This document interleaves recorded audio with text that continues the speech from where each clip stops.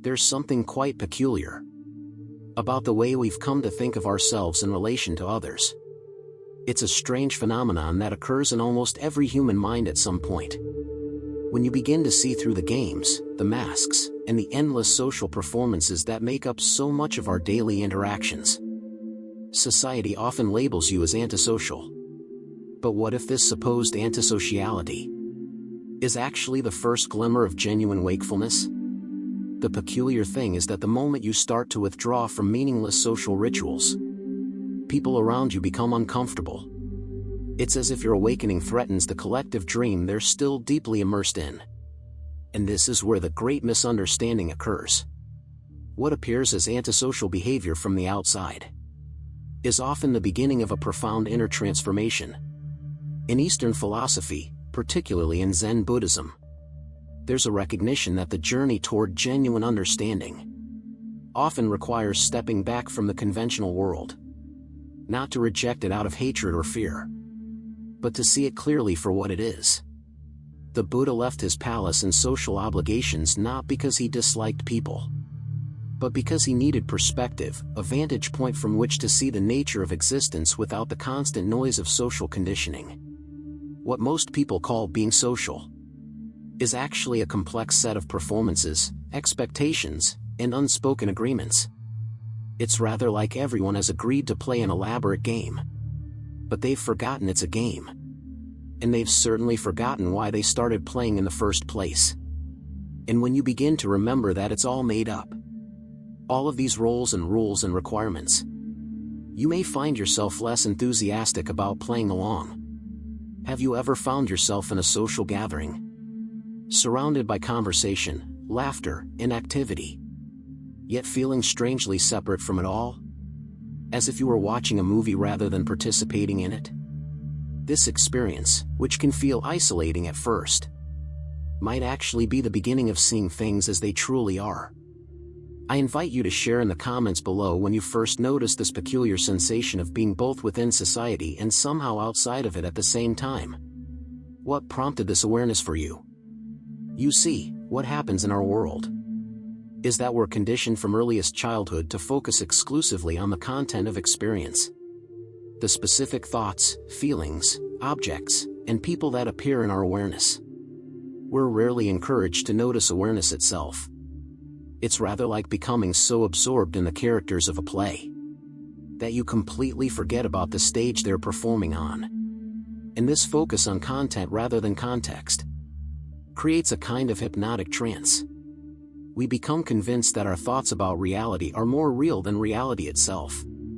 We believe our mental labels, categories, and judgments are the truth of what's happening. And we invest tremendous energy in maintaining this elaborate conceptual structure.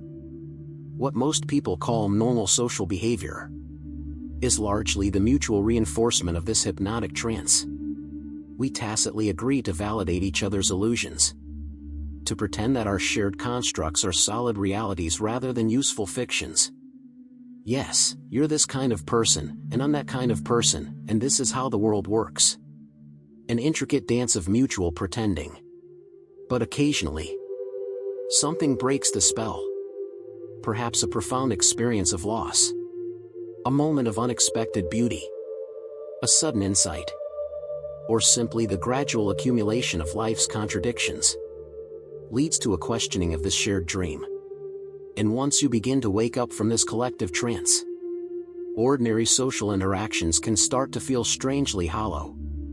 You may find yourself less interested in status games and gossip, less willing to engage in conversations that merely exchange opinions and reinforce identities, less patient with the constant jockeying for position that characterizes so much of social life. And this is when the label antisocial might first be applied to you. Not because you've come to hate society, but because you've begun to see through it. The fascinating paradox here is that this apparent withdrawal often leads to a deeper capacity for genuine connection. When you're no longer desperately seeking validation through social performance. When you're no longer trying to extract a sense of self-worth from others' approval. You become capable of seeing people as they truly are. Not as objects to be manipulated for psychological comfort, but as expressions of the same mysterious consciousness that you are. There's a profound emptiness that lies beneath all our concepts, categories, and social constructions. This emptiness is not a barren void, but rather the fertile space from which all forms arise. It's the open awareness that contains and pervades all experience, yet cannot itself be contained or defined. When you begin to sense this emptiness behind the solid-seeming world, it can initially be disorienting, even frightening. The mind recoils from it, seeking the familiar comfort of fixed identities and clear boundaries. This is why the journey of awakening often includes periods of what looks like withdrawal or detachment. You need some distance from the constant reinforcement of the collective trance to stabilize in this new way of seeing. But here's the beautiful twist in this journey. This apparent withdrawal isn't an end state. It's a phase of recalibration. A time of learning to be in the world but not of it.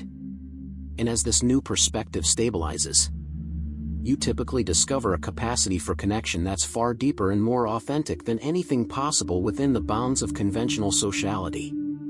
This channel is dedicated to exploring these dimensions of awakening consciousness together. If you've recognized something in this exploration that resonates with your own experience, consider subscribing to join this community of fellow travelers. In future videos, we'll continue to unpack the many facets of this journey from sleep to wakefulness. From the illusory separate self to the direct recognition of what we truly are. What emerges through this process is the recognition that all apparent opposites, self and other, inside and outside, individual and collective, are not truly separate. They're different aspects of a single, seamless reality. The awakened mind doesn't reject the world of form and relationship, but rather sees through the apparent solidity of these forms to the undivided consciousness from which they arise. Have you noticed that the most deeply connected moments in your life often occur precisely when you've dropped all your social masks and pretenses? When you're no longer trying to be someone or achieve something? When all the layers of self-concern temporarily fall away? This is no coincidence. True connection happens not between separate entities reinforcing their separation, but in the recognition of the underlying unity that was always already there. Now, this awakening process inevitably creates some friction with conventional social expectations. As you begin to operate from a different level of perception, you'll likely encounter resistance from those still fully invested in the collective dream. You may be labeled as distant, aloof, or yes, antisocial. But it's important to understand that this resistance doesn't mean you're doing something wrong. It's a natural response to the disruption of established patterns. Just as the body initially resists the unfamiliar demands of a new exercise routine, the social organism resists the presence of awakened consciousness. It's not personal, it's systemic. The integration of this awakened perspective with practical life and society is perhaps the most beautiful and challenging aspect of the spiritual journey. How do you honor your deepest insights while still functioning effectively in a world that operates largely on shared illusions? How do you relate authentically to others without demanding that they see what you see? There's no formula for this integration. No step-by-step guide that works for everyone. Each of us must find our own way of embodying truth within the relative world of time, space, and relationship. And this is where the journey becomes wonderfully unique and creative. Some find that certain social connections naturally fall away as they no longer serve the awakening process. Others discover new ways of relating to long-standing relationships, bringing greater presence and authenticity to interactions that once felt mechanical or draining. New connections may form with others who share a similar level of awareness, creating islands of genuine communication amidst the sea of social convention. What's most important to understand is that awakening doesn't make you antisocial in any pathological sense. It simply changes your relationship to the social game. You can still play IT when necessary, but you play it consciously, without being played by it. You engage with social forms and conventions with a lightness and humor that comes from knowing they're just that, conventions, not absolute realities. Think of it like learning to swim. Initially, a beginning swimmer is very concerned with technique. Where to place the arms, how to coordinate breathing, how to kick properly. There's a self-consciousness and effort to it. But as swimming becomes natural, the swimmer no longer thinks about these mechanics. They simply flow with the water. In the same way, the awakened individual eventually develops a new relationship with social reality. Rather than laboriously performing social roles or completely withdrawing from them, they learn to move through the social world with grace and spontaneity. They neither reject conventional reality nor are they imprisoned by it. They've found the middle way. This subtle yet profound shift reveals one of life's most beautiful paradoxes.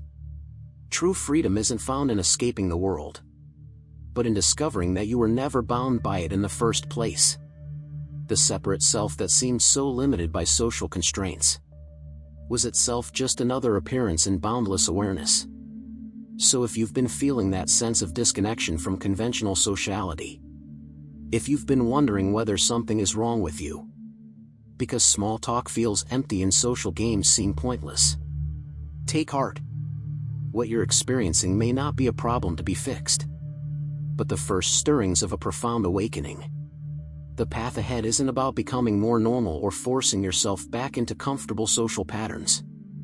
Nor is it about rejecting society altogether in some reactive spiritual bypassing. Rather, it's about finding your authentic way of being, both in the world and beyond it simultaneously. Remember that all great spiritual teachers, the Buddha, Jesus, Lao Tzu, and countless others, appeared somewhat antisocial by the standards of their time. They stepped outside the conventional patterns, not to reject humanity, but to point toward a more authentic way of being human. Their apparent withdrawal was in service of a deeper connection. In the end, what appears as antisocial behavior from the perspective of the sleeping world reveals itself as the beginning of true communion from the perspective of the awakened heart. You're not withdrawing from reality.